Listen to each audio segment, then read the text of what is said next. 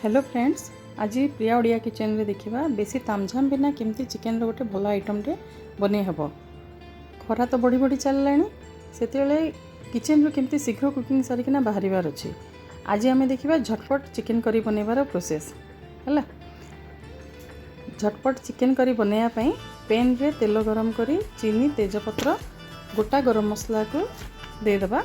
सेतिरे पियाज को स्लाइस करकिना काटिकी देकी टिके लुण पकेकी ट्रांसलूसेंट हला जाए भाजीबा।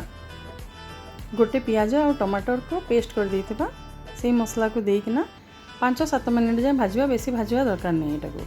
तापरे आजिकली रेडी टू कुक मसाला गुड़ा को मिलुची सेटा गोटे पैकेट पके देबा आउ पुणी 5-10 मिनट खंडे ताको कसिबा।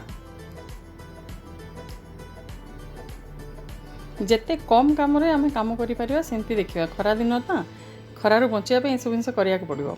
एबे गोलमरच गुंड पकेबा और कस्तूरी मेथी पकेकी ताको एमती 5-10 मिनट खंडे भजा भजी करिकिना सीम रे सब जिन कर दउतबे।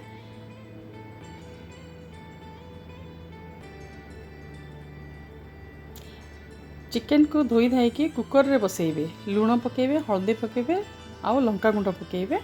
गरम पानी गोटे कप खंडे गरम पानी देकिना ताको गोटे सीटी मारिया पर्यंत छाड़ देबे। एपटे मसला को सीम रे बसेते मसला जमती तेल छाड़ देबो।